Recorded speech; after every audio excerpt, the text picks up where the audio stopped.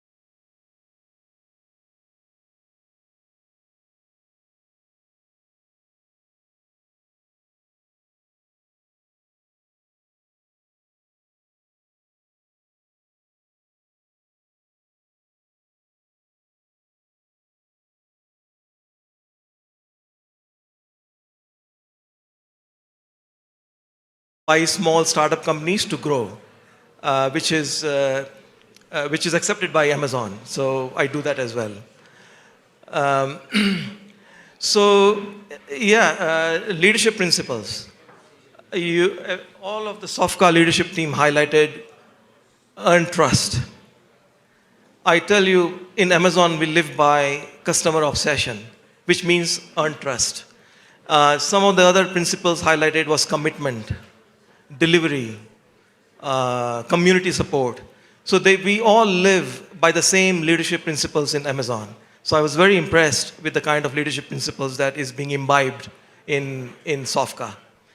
So with that said, what I plan to do in the next 10 minutes is to give you an idea how in North America we do transformation to create business value. So it's all about business value, and I'm going to talk about it in a few minutes.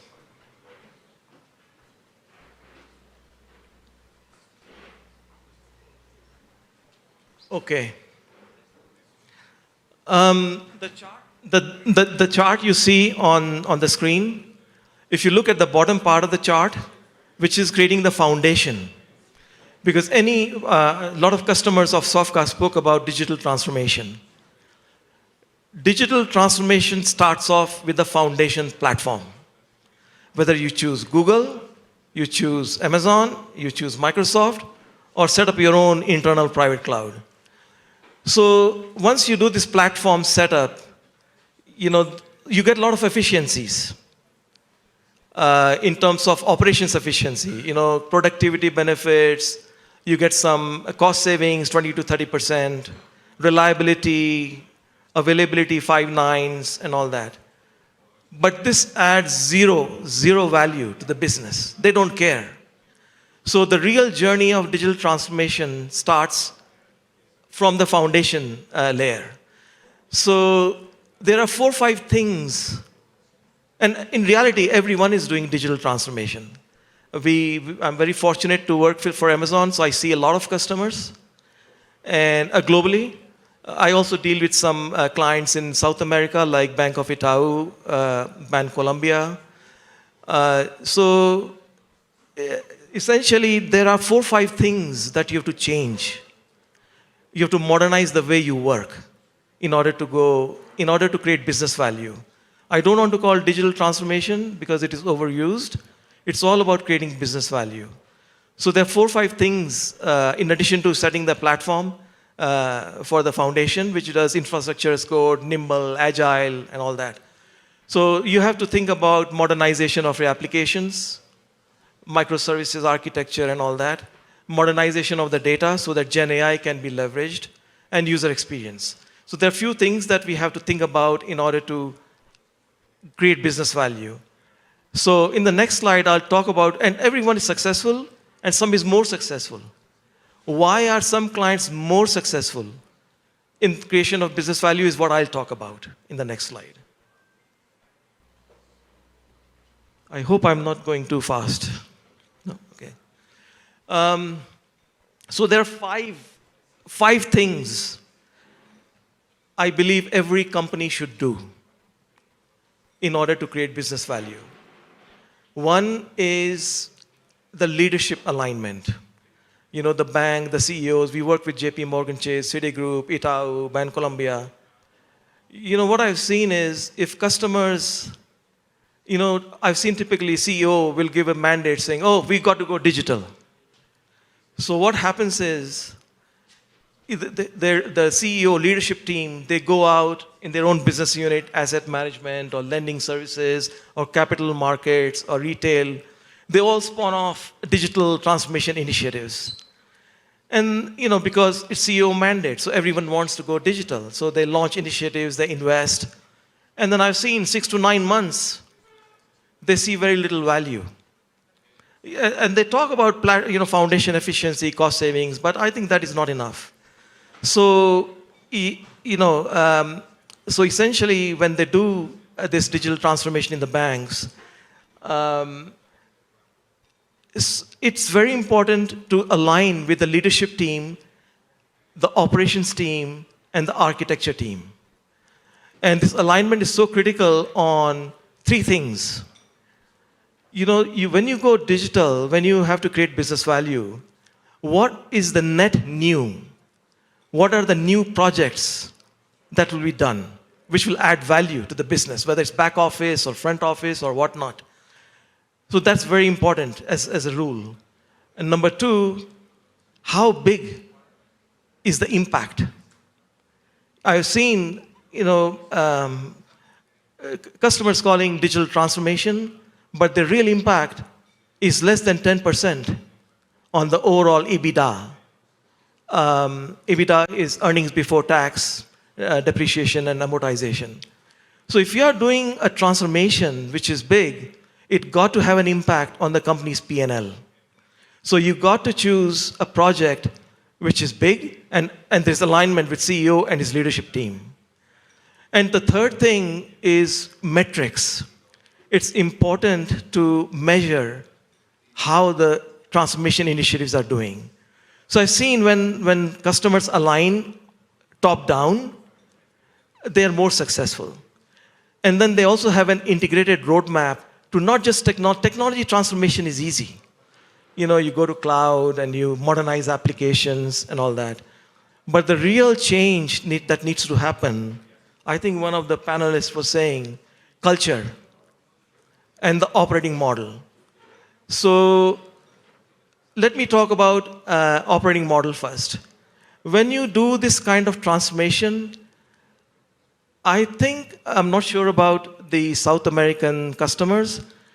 In North America, it's all about breaking the silos and creating a cross-functional team as one team. Even that has now gone the next level. We create organizations called 2 pizza teams. It's a very Amazon terminology. But basically what it means is you can't have separate teams as operations team, technology team, architecture team, and you take orders from the business and then you transform. It doesn't work like that. The whole culture has to change in terms of the product mindset, because every customer is trying to introduce new products to make more money, or, you know, release new features on the existing products and do a lot of analytics, machine learning to come up with new ideas. So it's very important to do this product mindset. And the way I think about doing this, the way we support our customers in doing this is business has to be part of that product team, technology is part of the product team, and legal is part of the product team. So, and they're complete control functions, which works like in a complete organization. And that's how we have succeeded in Amazon. It is so agile, it is so scalable, this kind of product-based operating model. And I'm sure you will hear in South America as well, asking Sofka to go in that route going forward. It's a bit forward-looking, but it's happening. Then the second thing, so this is the product operating model. The other thing I want to highlight is data. Nothing works. Data is at the heart of transformation. And I've seen customers, the moment they want to go digital transformation, they spend a lot of money and time. Create data lake, data warehouse, lake warehouse, a lot of money is spent, and it's for the right reasons because they want to put everything in one place. But it's okay if you have that. It's very important to think of generative AI, which means the data is not the job of the data scientist to own the data. They define the standards, they define the controls for security, but the quality of the data, because it's all contextual, the value you get from Gen AI is based on the accuracy of the data. So that has to reside with the business. So we call it democratization of the data. So I just wanted to highlight that. And data is, because Gen AI is going to really take off, security becomes fundamental to this. What is the type of data? Do the data classification, because highly regulated industries in North America, South America, healthcare, finance. So based on the regulations, you have to have a code as compliance. You have to put controls, but don't have a standard checklist in the Excel sheet. It has to be compliance as code so that it scales very easily. So I just wanted to highlight that. That's what I see customers doing in North America from data perspective. And then the last piece is security. I think one of the customers of Sofka, I heard about security. It has to be day zero. You can't do a modernization of the technology stack and the data stack and the application stack and then think security. It has to begin in the beginning. It has to move left. Bake it into the CI/CD pipelines. Again, a lot of compliance as code, security as code, controls as code, so that it scales very well. And also, it's very easy to get lost with security because there's so much data in the organization. It is important to understand where is your data, what is the data you need to protect, and then figure out the right controls for that. You protect your crown jewels. Don't put all the controls for your most important application to the entire organization. It makes no sense. So I just wanted to highlight this aspect of the security. So I think in summary, I think these are some fundamental things that I see when I talk to my customers. And everyone does it, but some customers who does it more seriously, they're more successful in realizing the business value. Because no one talks, when I talk to my customers, no one wants to have a discussion about cost saving of 20%, 30%, productivity benefit, save labor cost, convert from capital expense to OPEX.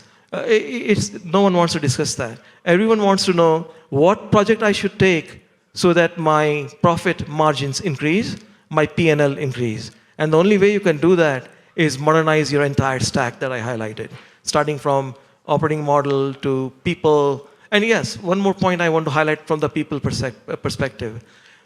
I have not seen any customer in North America trying to build the next gen skills like generative AI inside their organizations. It's the world of partner ecosystem.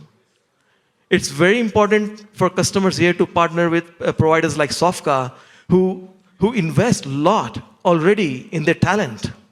So it makes no sense. And at least in North America, I see no customer want to build that next gen skill set.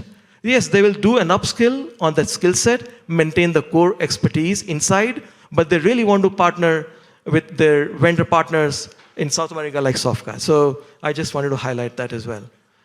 I think with that, that's all I have to say. I hope it was useful. Okay.